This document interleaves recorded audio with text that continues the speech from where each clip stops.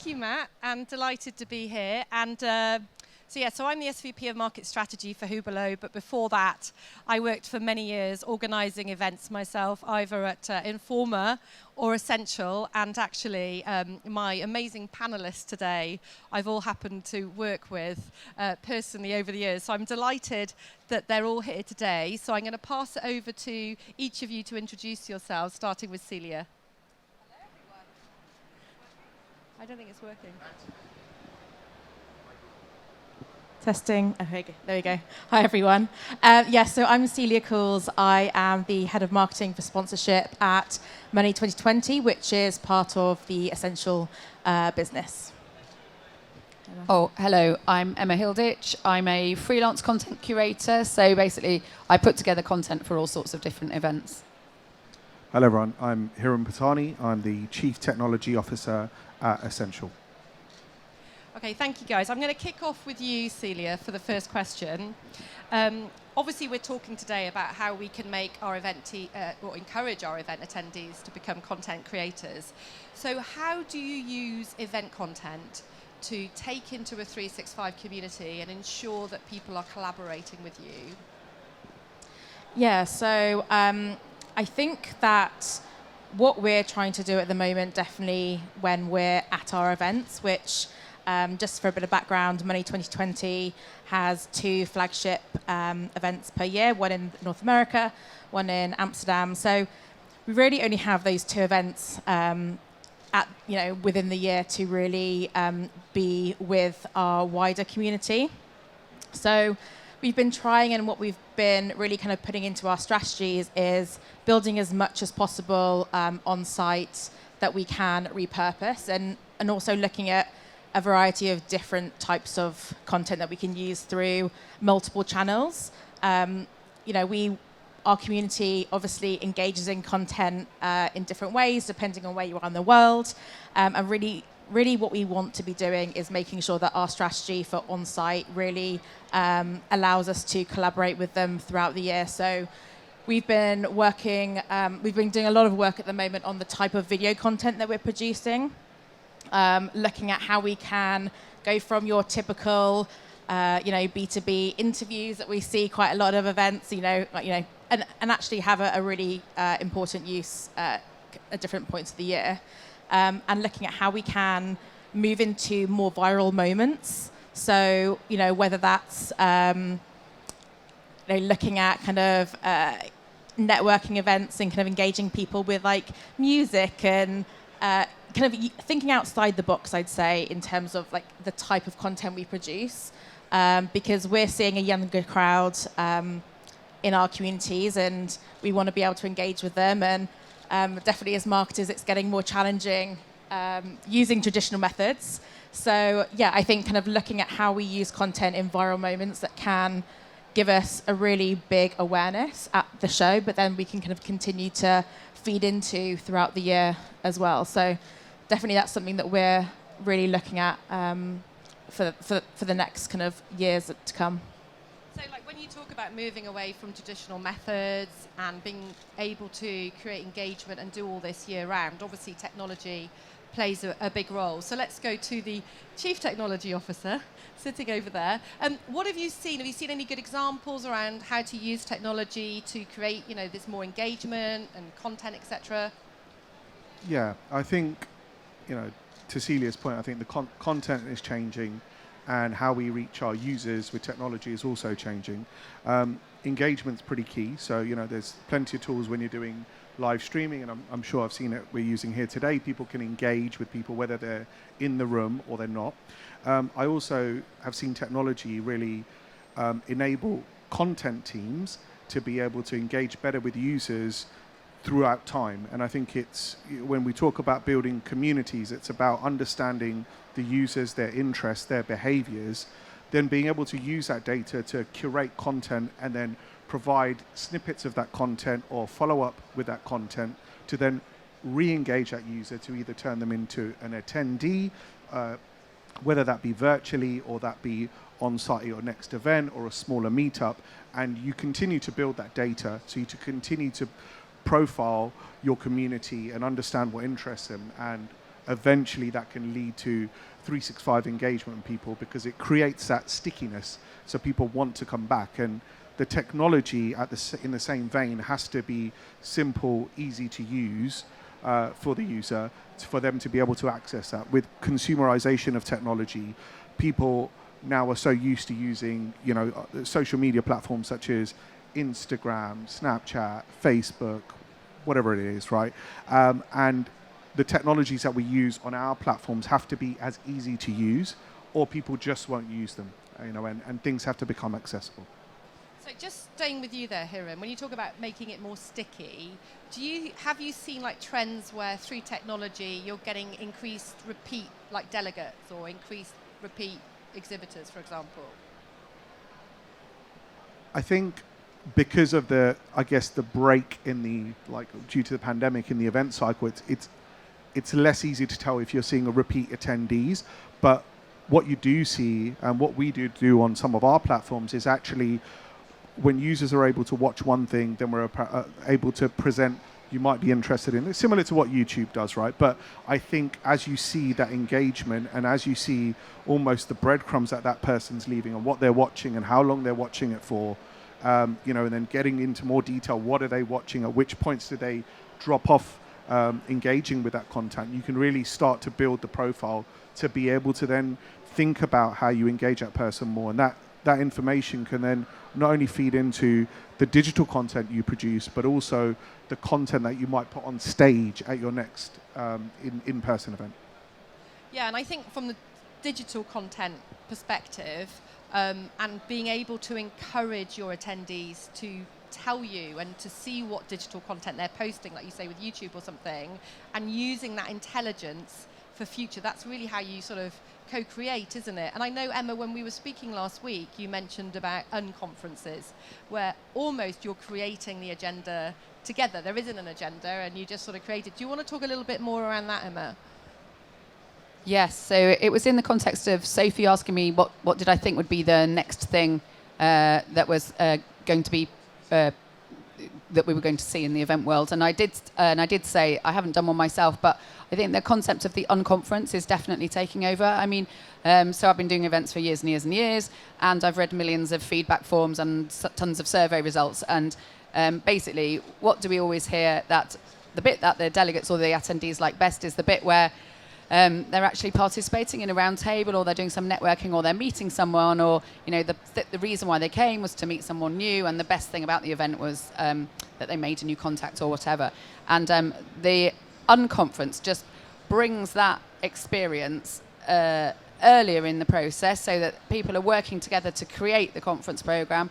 Then obviously they're really engaged, and they love it, and they're great evangelists for it, so they go out and get people to come along, and then afterwards again they're really happy to share the content and to give it a longer life after the event. Do you think that by getting your attendees to co-create the event with you, you actually get higher engagement and higher repeat business? What I actually think is that how can you do an event that isn't co-created? It's just like I just said, I've been doing events for years and years and years, and anyone who tries to do it without either knowing their audience or talking to them is kind of mad. Like, you've got to understand the pain points, haven't you? This is not a technology thing. You've got to know that in advance. Otherwise, how do you know that your content is going to deal with the pain points that your community is facing? So, so I started doing this before Google, even before email. So we only had the phone, which is great. And I think the phone is still really great. You can still talk to people. That's really good. Obviously not randomly like we used to. You need to make appointments now, but you still can talk to people. And then there are all these other digital ways that you can engage with people. There's loads of data that you can collect as well, and then you can compare that with what you've learned on the phone, which is kind of anecdotal. But co-creation, surely it needs to be the most basic thing that you do. Absolutely. But as we also know, Emma, not everyone does it. But I mean, it is what you should do, obviously, is be in your community. I mean, we're not creating communities. The communities already exist, don't they? It's just making sure your event brand's part of it. So I just want to touch on what you said around data. Like as we're creating, and hopefully technology is allowing us to get close to the community, so we are co-creating more than ever. But we're seeing so much data and analytics coming out of this, aren't we now? And we can really get that insight that we couldn't get before. So Celia, from a marketing point of view, now you've got all of this new insight through technology, all of this data, all of this analytics.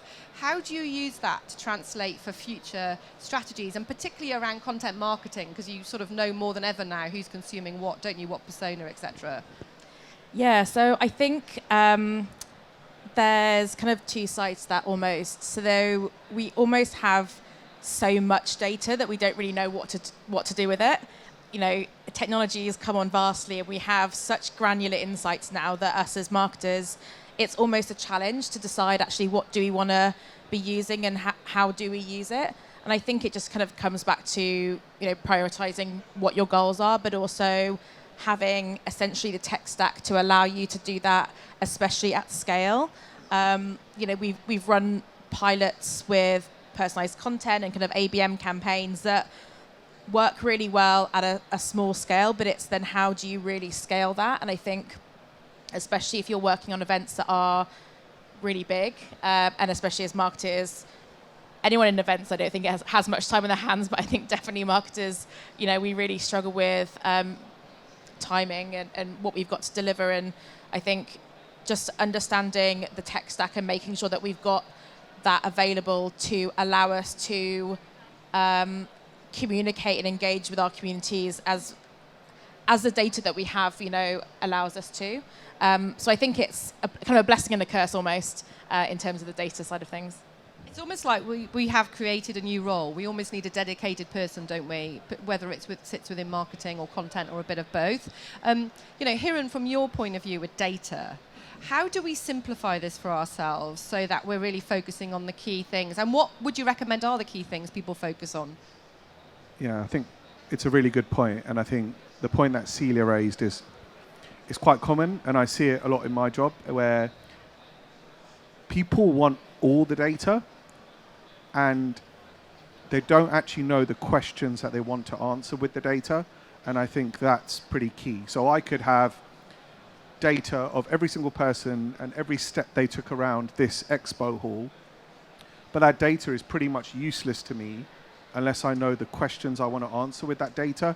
So I think when we have a barrage of data, we need to know what we want to get out of that data and how we get those insights and what really matters to us. So I think it's always about setting the criteria that we want to get in our success measures and then using the data to support that.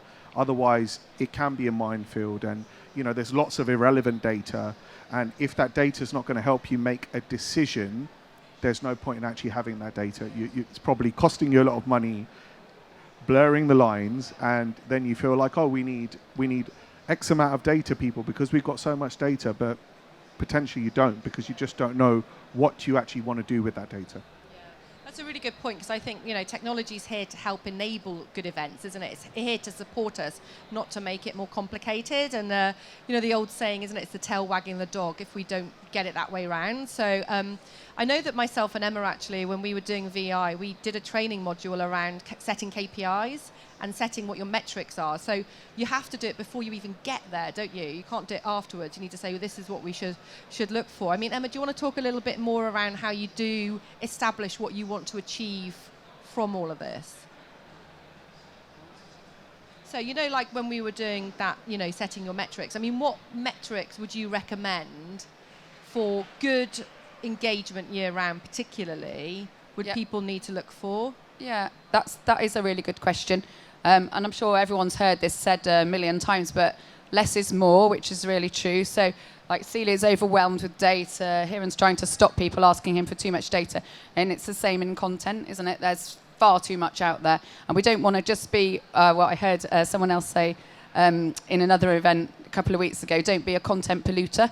So basically, really think about the content that is really useful for your audience or your community. You know, only share that. Don't share too much. Don't share too often. Don't, you know, all those things, I think, are really key for content. Is that more or less what you meant? And I think also just going back to, so when you're setting all that out and you know that you want to get your attendees more engaged, So you want basically the event content to feed the community content to feed the event content, and so on. So how do you motivate or encourage your attendees to do that sharing of content throughout the year? So there's another really good thing that I read on LinkedIn recently, where someone said, really you should be part of the community, or even maybe driving the community, rather than trying to delve in and learn from the community. So, you know, if you own the event and you've run the event, people know you and you are part of that community, obviously it's miles easier for you to then motivate the other members of that community to do stuff. I mean, no one's just going to just rock up and do stuff for you, you know, without being really motivated in some way or another.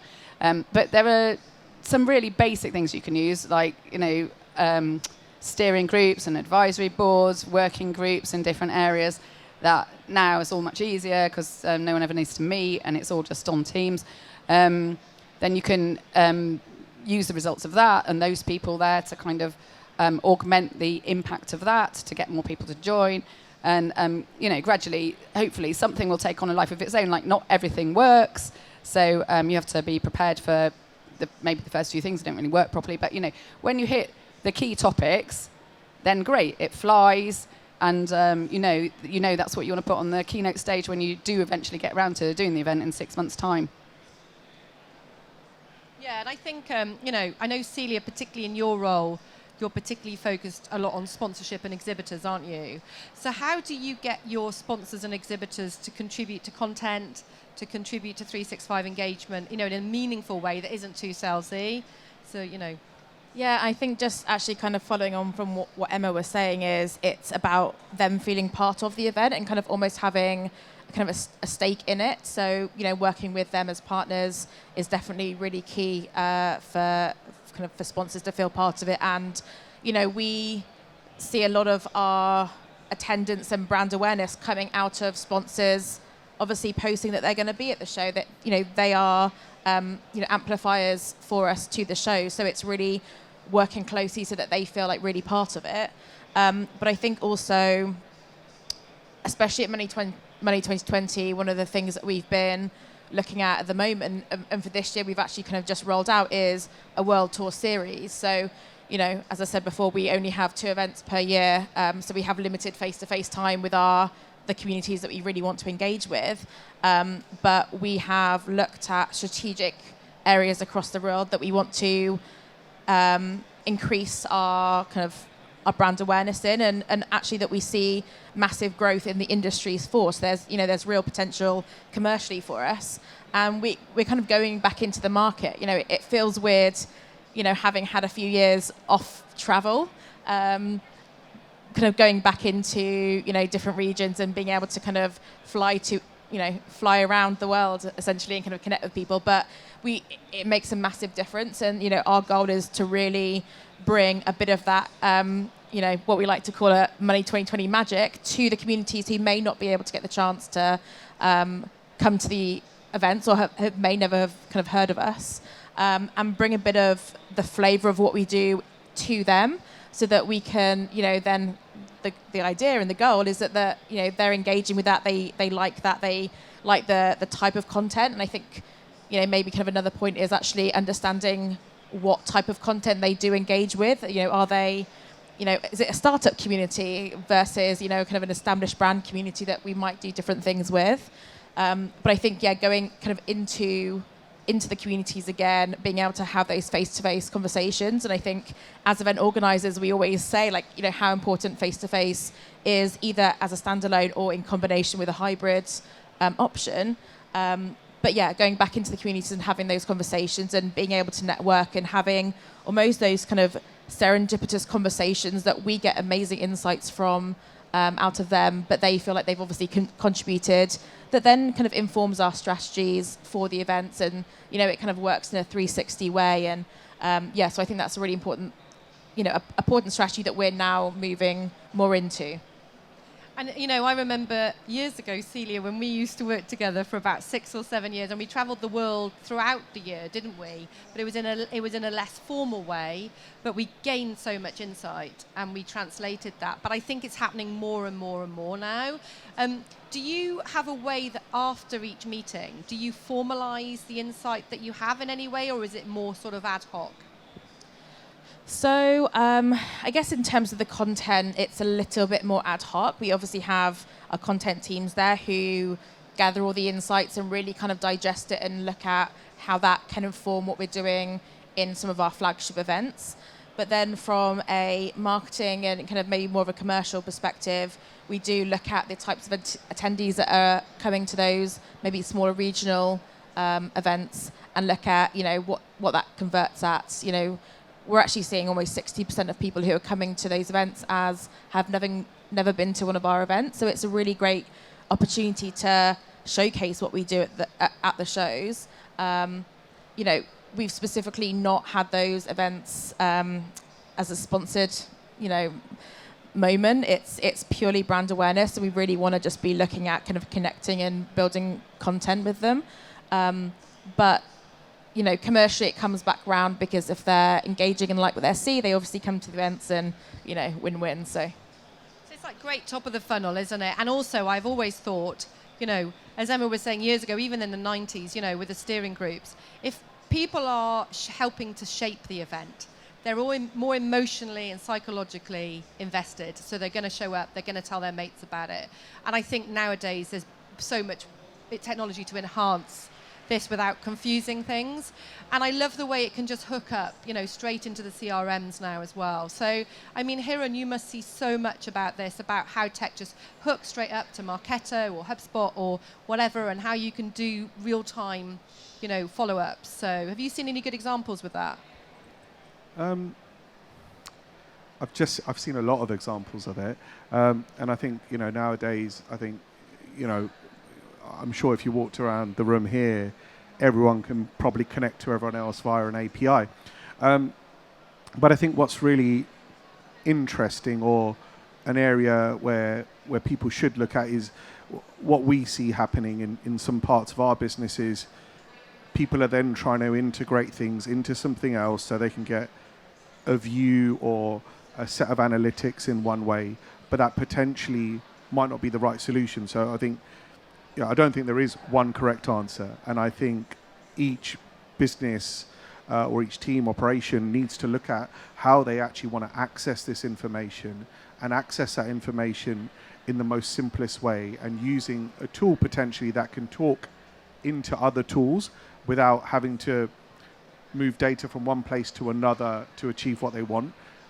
Because I think over time that can become quite complex, or a platform that you might choose today might not be where you want to be forever. So I think it's about trying to be as agnostic as possible, without just connecting everything and creating a spaghetti junction of things to get a view. It's it's something that we go through pretty much day to day in our business, with so many different systems and so many different data points.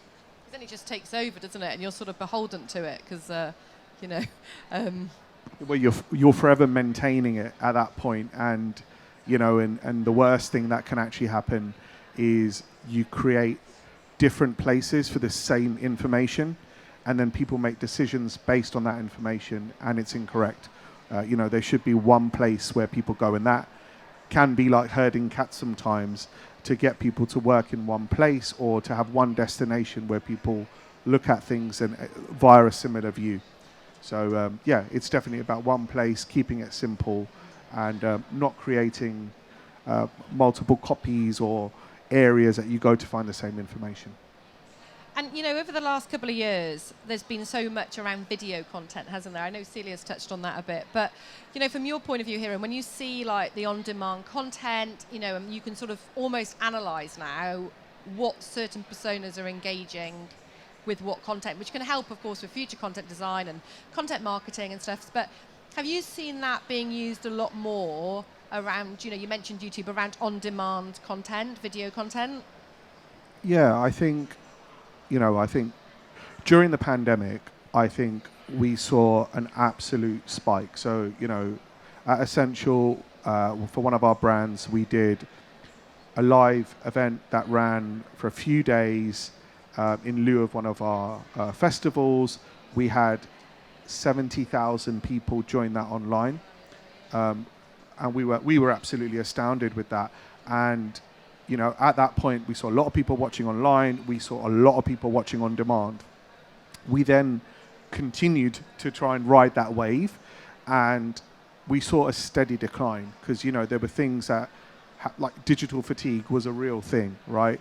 People got fed up of watching things online. They wanted to be outside. And I think now we're probably at a stage where things will start to normalize, and, you know, we will see, right? So actually, do people want to continue to consume content on demand digitally, or are they going to just consume what they want to consume for a specific reason? So are they doing something and they want to consume a piece or part of a piece of content to help them do their job or something they're interested in? So I think now it'll be very interesting to see, one, the demand on digital, like video on demand content, but two, the patterns that users have within that content. So people that maybe watch YouTube today, I don't know about you guys, but if I'm watching something, I'm quite keen to get to the bit that I'm really interested in and not the rest. Yeah. So I think it's things like that will really help us then understand how people are consuming, you know, long form content or short form content, what the interesting points are. And then there's lots of technologies that can help you kind of pull out the transcripts and say, you know, most people dropped off here, or like most people are interested in this, or people search for this term. So I think there's definitely, I think in the next year would be a good time to baseline like how people consume video on demand content. Yeah. I think that's really interesting, and using AI there with the content, and even if you have it on your website as well, I think it's a great way to get increased visitor traffic, you know, gate the content, get the data, generate leads. You probably use on demand content, do you, Celia, for like demand gen? We do, and I think just kind of touching on that though, I think people expect the same experience from an event that they do outside of the event. So, you know, thinking, you know, with video like Netflix, you know, we've got a lot of on-demand video platforms that we just use in our day-to-day, and we have as users the same level of expectation, I think, to engage with content wherever we're looking, whether that's on Netflix or whether that's an on-demand platform. So I think from a technology perspective and a kind of an experience perspective, us as event organizers need to be looking at the playing field of like what people are actually expecting as well, to make sure that we're delivering you know, what people are used to experiencing. It's not kind of them and us anymore. It's people just have an experience and they want us to have the same standard. But yeah, definitely from a marketing perspective, we use on-demand content. So, for example, at our events, they are, you know, quite a lot of money. We obviously see the value in that, but not everyone can attend. Our content is exclusive, so if you haven't come to the event, you can't see the full sessions, but we tease a lot of the kind of key insights, and we use that from a marketing perspective. Again, looking at some of the insights that we get from our event app on like what people are engaging with. You know, we know certain personas are really interested in XYZ sessions, and we can again kind of tease that in more of like a Netflix style recommendations to better engage with people. It's, you know, personalization's been around for a long time, but again, I think it comes down to your technology and understanding and having the capability from a marketing perspective to have that interlinked, to be able to say, yeah, we can see it all in our systems, and then that translates easily from a marketing use perspective.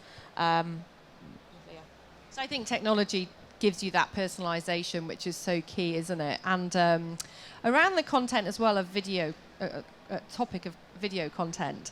And I know, Emma, for an event you did last week for Informer, you did some cool stuff around videoing it. Even though it's quite simple, it's going to be quite effective, isn't it? Do you want to talk a bit about that?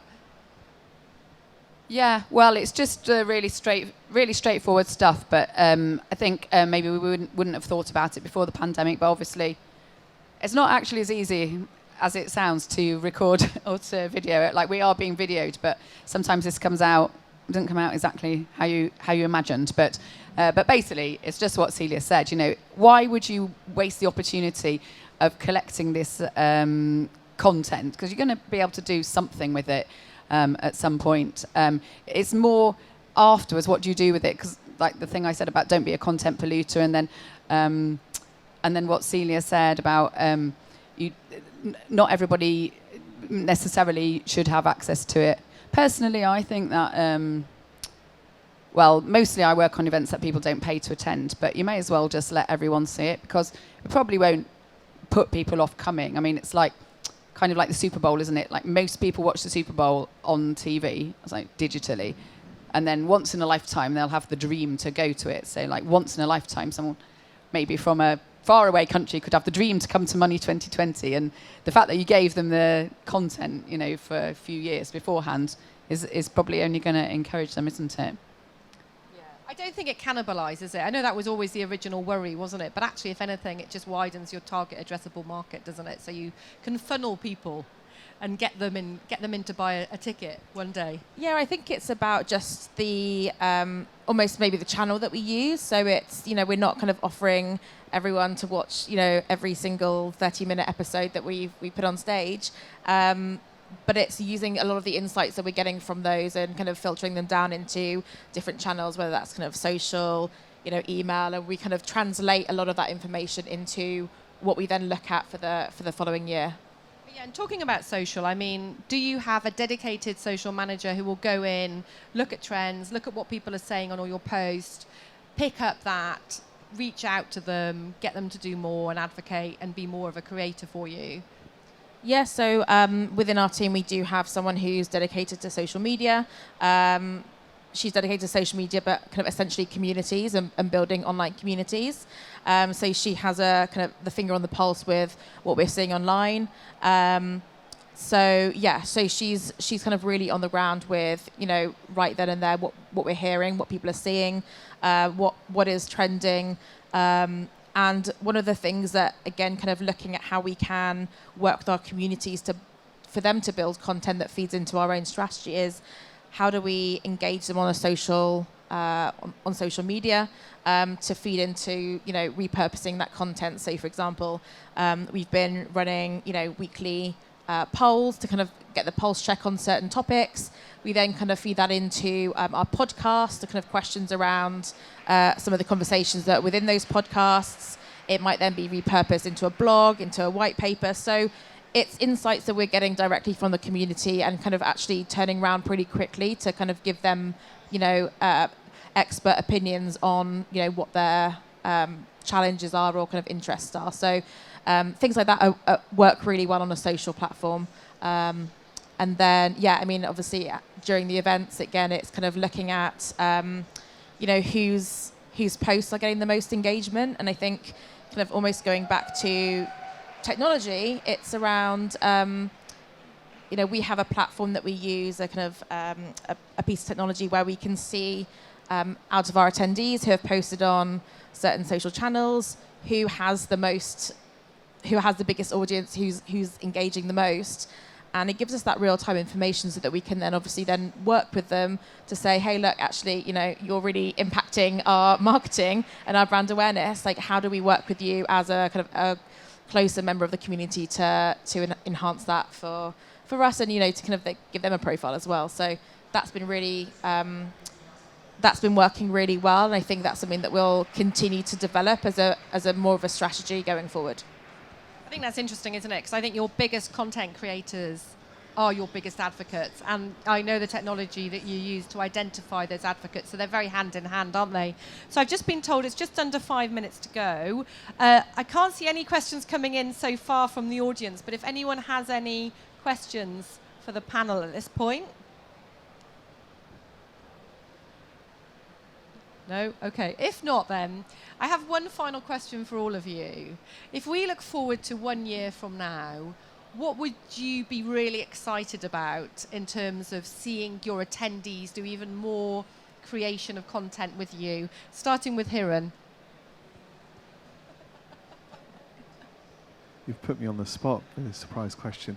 So I think overall, I think in regards to our events, I'm just really excited about them coming back, right? And I think it's, with our recent Money 2020 show, we really saw attendees coming back with a vengeance, right? And that's really exciting. And I think, for me, 1 year down the line, in terms of co-content creation, I think it's about being able to really understand how people are engaging with what they're seeing now, what we're able to learn from that, and how that can feed into, our future content programs, and how we can use that information to enrich and curate things and engage people further, to be able to build towards something a bit more 365, to really not make it that once you've come to one of our events, you don't want to come back because you feel like you've already experienced it. So some of our events, as Celia said, are fairly premium, right? And, we want people to come back and continue to have that premium experience, and then also engage with them outside of the physical event. So I think, that's really what I'm looking forward to in the next year. Thanks, Hiran. Emma? Yes, so more or less very similar to yours. I've just in the last month, I've completed 2 shows, one for Informa, one for Closer Still Media. Neither of those shows had run for 3 years, and both of them had like bumper exhibition sales and bumper attendees, the best ever. And I think probably what we need to be really good at now is keeping all those new people on side. Everyone had a great show. There was a really good atmosphere at both of those shows. So we just need to make sure that what we're serving up between now and the next one, which is in a year, is stuff that's going to be new and different and keep them engaged. So we just need to work closely with all those lovely new delegates. Thanks, Celia. So I think mine would be getting into the nitty-gritty of some of the stories that we get out from our shows, especially with our sponsors.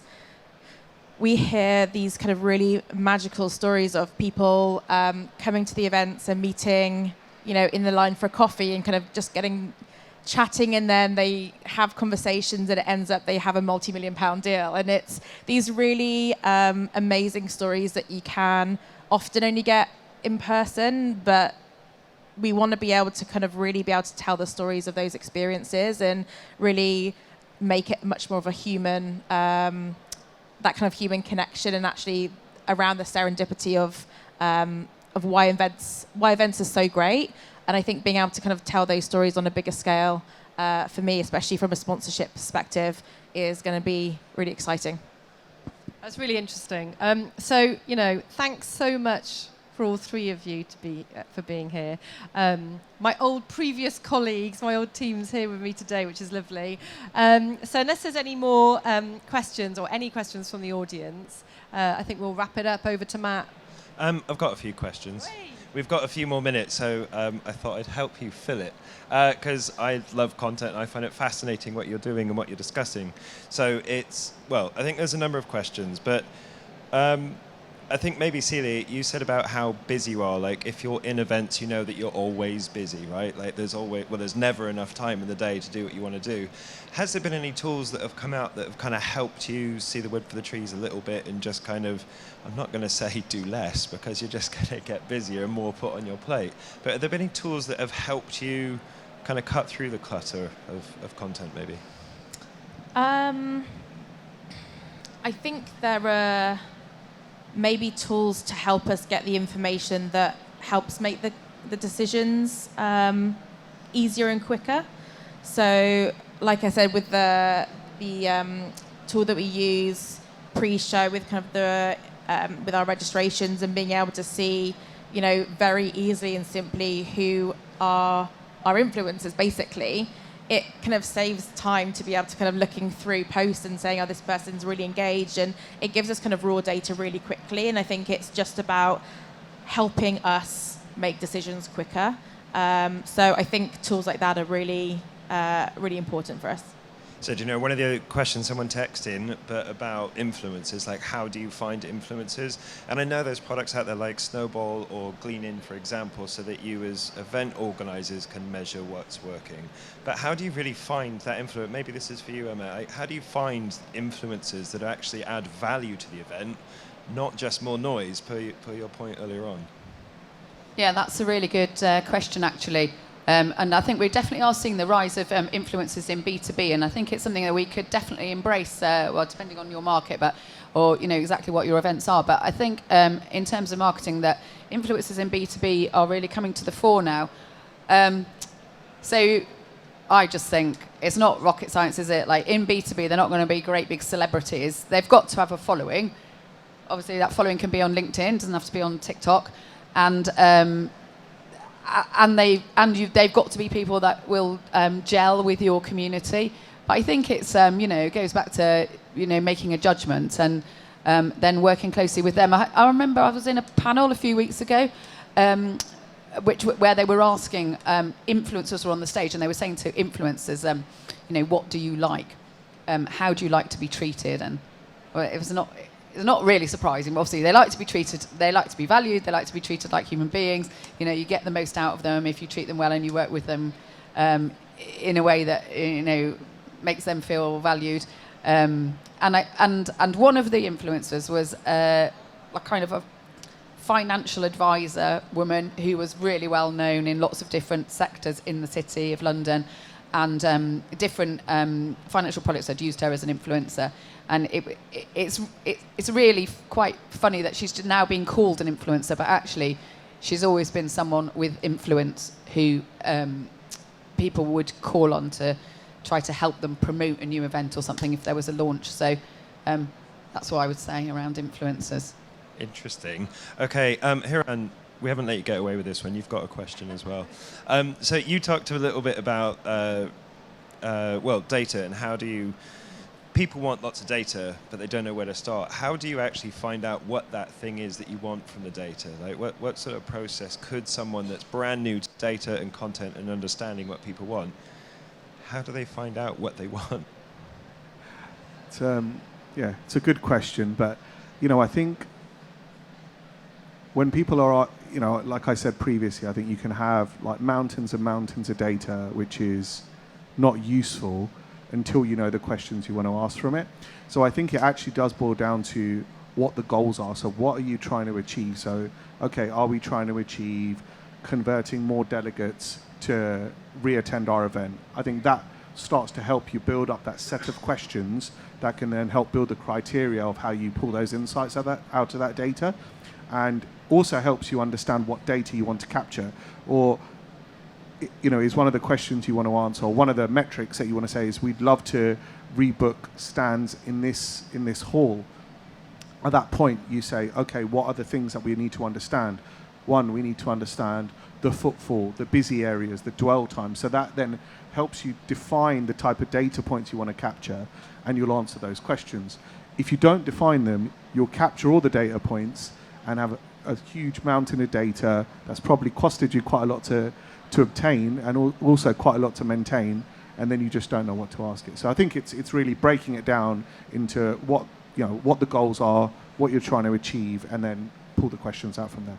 So it's kind of keep asking why, I guess, right? Always. Yeah.